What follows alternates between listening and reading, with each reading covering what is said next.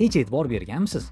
Ba'zi odamlar ingliz tilida gapirganda ularning gapi bir-biriga silliq bog'lanib ketadi. Grammatikani o'ylamaydi, tarjima qilmaydi, shunchaki gaplashadi. And even if I was, you're several zeros short.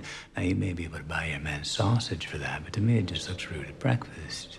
O'sha paytda sizni miyangizda maylis boshlanadi.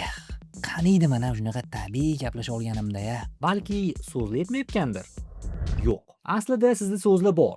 Faqatgina suhbatni jonlantiradigan iboralar yetishmaydi. Shunaqangi iboralar borki, ular suhbatni ochadi, davom ettiradi va yumshatadi. Bugun men sizga aynan shunaqa frazalarni o'rgataman va video oxiriga borib, siz ingliz tilida tabiiy gapirish nima ekanligini his qilasiz. Aytgancha, siz bu iboralarni allaqachon ishlatyapsiz. Faqat boshqa tilda. What's up, family? How you guys doing? It's Mike again. Tasavvurni abed payti ishxonadagilar bilan har doim bitta joyga borasiz. Ichingizdan yana o'sha joymi? Jonga ham deydi-ku degan gaplar o'tadi. Lekin to'g'ridan to'g'ri bormaylik o'sha yoqqa. Boshqa joyga borsak bo'lmaydimi deb aytamiz. Chunki ko'p bola eshitiladi. Shunaqami? O'sha vaqtda bugun yangi bitta joy sinab ko'rsak-chi, nima deysiz? Deb ingliz tilida aytmoqchi bo'lsangiz, I'm thinking about trying a new place tonight. What do you think? Ko'ryapsizmi, bu ibora sizni fikringizni ko'rsatadi va shu bilan birga eshitayotgan odam ham fikrini so'raydi. O'sha odam javob berishga ham undaydigan savol-da bu. Aynan shunday vaziyatlarda ishlaydigan iboralar. What do you think about that? How do you feel about it? Would you agree with that? Siz boshqalarning fikrini so'raysiz. Ular gapni cho'zib yubordi, lekin sizda aytadigan gapingiz bor. Aynan shu joyda odamlar ko'p qiynaladi. Gapi bo'lish noqulay tuyuladi haqiqatda. Lekin shu holatda ham siz yumshoq, madaniyatli ohangda ham suhbatga kirishingiz mumkin. Bitta bo'lgan voqeani aytib beraman. Darsda bitta o'quvchimga savol berdim. U qiynalib ketdi, javob berishga harakat qilib, u yoqdan olib kelib, bu yoqdan olib kelib, bittasini sabri chidamadida. Sorry to interrupt, but I think deb o'zini fikrini boshlasa, qolganlar hangu-mang bo'lib qoldi. Qoyildi bu shunchaki o'zini javobini, gapini shartta bo'lib aytmadi. Uzr, shu gapingizni bo'ldimda, menda ham mana bunaqa bitta fikr bor deb sekin suhbatga bildirmasdan kirib ketdi. Mana shunaqa vaziyatlarda siz o'zingizni fikringizni bildirib ketish uchun ishlatishingiz mumkin bo'lgan bir qancha iboralar bor. Masalan, can I just add something? If I may jump in? Sorry to interrupt, but I think bundoq o'ylab qarasangiz, o'zi suhbatda to'g'ri yo'nalishda bir ushab turish ham katta mahorat. Chunki ko'pchilik ma'lum bir mavzuda gaplashayotgan paytda o'sha mavzuni oxirigacha yetkazmasdan boshqa mavzularda ham gaplar boshlab ketaveradi. Keyin o'zi bundoq o'ylab qarasangiz, gap nimadan boshlangandi-yu, nimaga kelib taqaldi? Bilmay qolasiz. 2025-yilda biz hamkasblarimiz bilan yig'ilib, 3-4 ta bu olib, Turkiyaga bormoqchi edik. Sayohat ham qilaylik endi, bo'ldi, ishlayveramizmi ham deb отпускga chiqishimiz bilan bo'ldi. Yoz keladi, biz 3-4 talashib nima bo'lishidan qat'iy nazar bilet olamiz, Turkiyaga boramiz, dam olib kelamiz deb suhbat ochdik-da. Endi ko'rsangiz, suhbat shunaqangi qizidi. Turkiyaga o'zi qatdan borsa yaxshiroq bo'ladi. Biletlar qancha, borgandan keyin San Sebastianni o'tirib olib, mazza qilib, shikoladni qo'yib olib yeymiz deb o'tiruvdik. Mavzu qanaqadir burilib, shirinliklarga kelib qoldik-da. Bittasi aytadi, shirinlik juda ham ko'payib ketdi og'ir paytda, yeyurgandan semirishni boshladim. Haqiqatda Instagramda men Turkiyaga aloqador videolarni, reelslarni ko'rgandan keyin jonga ham tegib ketdi. Instagram o'zi attention span'ni kamaytiraverar ekan deyapti. Tasavvur qilyapsizmi, biz o'zi Turkiyaga bormoqchi edik. Mavzu nimadan boshlandi? Va oxir-oqibat bittasi attention span haqida gapirish boshlab, bittasi desertlarga o'tib ketdi, San Sebastian va hokazo. Xullas, shu paytda siz bo'ldi, mavzuga qaytadigan bo'lsak deb shundoq mavzuni joyiga olib kelmoqchi bo'lsangiz, anyway, back to the trip deb sekingina mavzuga qaytib olishingiz mumkin. Mabodo qaysidir mavzularda chetlashimda off topic bo'layotganini sezsangiz, well, actually, where were we? Anyway, back to what we were saying. Anyway, biz Turkiyaga bordikmi? Afsuski yo'q, bormadik. O'sha gaplashgan davrani o'zida shu borib kelgandek bo'ldik. Shu bilan yana hamma o'z ishi bilan ovora bo'ldi. Biz YouTube'ni boshladik. Shu bilan Turkiya ham tiga oldi. Ba'zida suhbat jarayonida odamlar sizni noto'g'ri tushunib qolgandek tuyulishi mumkin-da sizga. O'sha paytda eng yaxshi yechim bu aniqlik kiritish. Bir payt yakshanba kuni dam olib o'tirsam, menga SMS keldi. Bismak bugun dars saksiyamni boshlaymizmi deb yozib qolishdi. Yetdim, hayron bo'ldimda keyin. If I understand you correctly, you're asking tomorrow's class, right? deb javob berdim. Mana bu fraza orqali men vaziyatga bir aniqlik kiritib ketdim-da. Vaziyatga aniqlik kiritishingiz uchun ma'lum turdagi iboralardan foydalanishingiz kerak. Masalan, so you mean if I understand you correctly.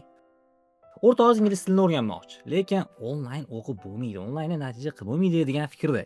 I don't think studying English online is effective, dedi. Lekin siz bunga boshqacha qaraysiz. Bunga qo'shilmasligingiz mumkin. O'zingiz fikringizni aytadigan bo'lsangiz, well, I see your point, but I'm not sure I agree. Ko'rasiz, bu ibora orqali, yo'q, emas. Fikringga qo'shilib nima deganing bu demayapsiz.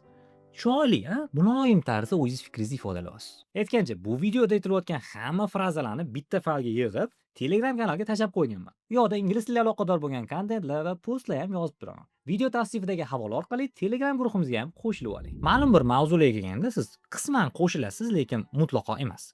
Shunaqa paytlarda siz That's a good point, but I see what you mean. Though shu kabi iboralardan foydalansangiz bo'ladi. Suhbat paytida siz har doim ham speaker yaxshi tushunmasligingiz yoki eshitmay qolishingiz mumkin va bu tabiiy holat. Shunaqa holatda eng tabiiy narsa bu takror so'rash. Faqat o'rtoqlar eshitmay qolgan paytingiz what demang. Juda qo'pol eshitiladi. What? Say what again? Say what again? I dare you. I double dare you. Say what one more goddamn time. He's black. Go on. Masalan, o'rtog'ingiz I went to an amazing place called dedi. Siz eshitmay qoldingiz yoki yaxshi tushunmadingiz. Nima deyapti? Nima deyapti o'zi deb qoldingiz. Va aynan o'sha vaqtda siz tushunmadingiz-ku, bidir-bidir qildi yoki tez gapirdi yoki tushunarsiz gapirgan paytda sorry, I didn't catch that. What was that place called again? deb vaziyatdan sekin chiqib ketsangiz bo'ladi. Aynan shunday vaziyatlarda ishlaydigan iboralar. Could you say that again please? I missed that part. Ana endi siz tushundingiz, suhbat ichida siz mavzuni davom ettiryapsiz. Lekin yaxshi tinglovchi bo'lish bu nafaqat yo'g'i deb turish emas, balki siz tushunayotganingizni diqqat bilan eshitayotganingizni ham bildirish. Boyatganimda kimdir berilib gapiryapti, siz I see deb o'tirsangiz ham tushunayotganingizni bildiradi. Suhbatning ichidaligingizni bildiradi bu narsa. O'sha gaplashib o'tirgan paytingizda bir o'rinli bir fikr etdi. O'sha paytda, yeah, that makes sense. Siz juda o'rinli, mantiqli gap aytdingiz deydi. Bu o'sha siz suhbatdaligingizni, diqqat bilan eshitayotganingizni va shu bilan birga hurmatni ham bildiradi. Odamni ruhlantiradigan, haqiqatdan meni eshityapti ekan degan his beradigan iboralar. Yeah, exactly. You're totally right. Yeah, I got you. Suhbatni davom ettirish ham muhim bo'lgan jihatlardan bittasi. Bu follow up deyiladi. Ya'ni suhbatni qayta yoqish. Masalan, kimdir sizga ingliz tilini onlayn o'rganishni boshlagani, yaxshi natijalar qilayotganini aytib bergandi. Va ma'lum bir vaqt o'tgandan keyin o'sha odam bilan, aytgancha ingliz tiling qalay ketyapti?" deb savol bergan paytingizda ingliz tilida "How is learning online?" deb so'rasangiz bo'ladi. Aynan shunday vaziyatlarda ishlaydigan iboralar. How is everything going with? Last time you mentioned. Keyingi safar ingliz tilida suhbat qurayotganingizda mana shu iboralardan foydalanib, suhbatni davom ettiradigan bo'lsangiz, bu sizni nafaqat yaxshi tinglovchi, balki yaxshi bir suhbatni olib boruvchi pozitsiyasida ham ko'rsatadi. Hamma narsani yakuni bo'lgandek, suhbatni ham madaniyatli tarzda tugatishni bilishingiz kerak. Masalan, mavzu avjiga chiqdi. Mazza qilib gaplashyapsiz, haqiqatdan mazza qilyapsiz. Lekin afsuski ketadigan joyingiz bor. Okay, bye. Bu ketmaysiz-ku, to'g'rimi? Inglizlashadigan bir qancha iboralardan bilib olsangiz, nur ustiga nur. Masalan, anyway, it was great talking to you. Let's catch up soon. Talk to you later. Esizdami? Video boshida nima degandim? Tabiiy gaplashadigan odamlar grammatika haqida o'ylamaydi, tarjima qilmaydi, shunchaki gapiradi. Chunki ular gapga kirish, fikr bildirish, fikr so'rash, tushunish hamda mavzuni ushlab qolishni biladi. Va eng muhimi, bu iboralarni yodlab olish emas, his qilish. Video boshida aytganimdek, siz bu iboralarni allaqachon bilasiz, faqat boshqa tilda. Va bu video orqali siz asosan suhbat jarayonida ishlatishingiz mumkin bo'lgan frazalarni o'rganyapsiz. Balki siz men aytayotgan frazalardan boshqacharoq iboralarni ham bilarsiz. O'shalardan bittasini bo'lsa ham izohlarga yozib qoldiring. Qolganligi ham foydali bo'lar. Men har bitta izohni o'qib javob berib chiqaman. Har qanaqa fraza so'zlarni eslab qolish eng zo'r yo'li uni ishlatib, u ustida mashq qilib, aktiv vocabularyga o'tkazish. Shunda ularni gaplaringiz ichida tabiiy ishlatishni ham boshlaysiz. Inglify ilovasida mening lug'atim funksiyasi ham shunday ishlaydi. Darsdan oldin so'zlarning tarjimasini ko'rasiz. Keyin ular ustida 5 bosqichli mashq qilasiz. Keyin aynan o'sha so'zlar video darslarida chiqadi. U videoga aloqador mashqlar orasida ham aynan shu so'zlar chiqadi. Ya'ni bu butun boshli ekotizm. Endi nima o'ylab ko'ring. Shundoq bo'lgandan keyin so'zlar esingizda qolmasligining iloji yo'q-da. Yodlab olasizda. Inglify ilovasida ingliz tili o'rganuvchilar uchun mana shunday maxsus instrumentlar yaratilgan. O'rtoqlar, bu shuncha funksiyalardan bittasi xolos. Hali resurs bo'limidagi bir tala ingliz tiliga aloqador bo'lgan kontentlar, ilovaga qo'shilgan sun'iy intellekt funksiyasi, serial formatdagi video darslar haqida hali umuman gapirganim yo'q. Agar sizga qiziq bo'lsa, to'liq ma'lumot olish uchun video tavsifidagi havolaga bosing. Aynan shu video ostidagi havola orqali ro'yxatdan o'tib, Inglify'ning 6 oylik kursini oladigan bo'lsangiz, sizga 1 oy bonus sifatida beriladi. Inglify'ning 12 oylik kursini oladigan bo'lsangiz, 2 oy bonus sifatida beriladi. Ingliz tilini o'rganish uchun kerakli barcha resurslar birgina ilova ichida. Inglify bilan ingliz tilini istalgan joyda, istalgan vaqtda o'rganing. Afsus va nadomatlar bo'lsinkim, videomiz shu onda o'z yakunini topadi. Agar sizga video yoqqan bo'lsa, like bosing, izoh yozing, yana kimlar uchun foydali deb o'ylaysiz, ularga jo'natib qo'ying. I'll catch you later.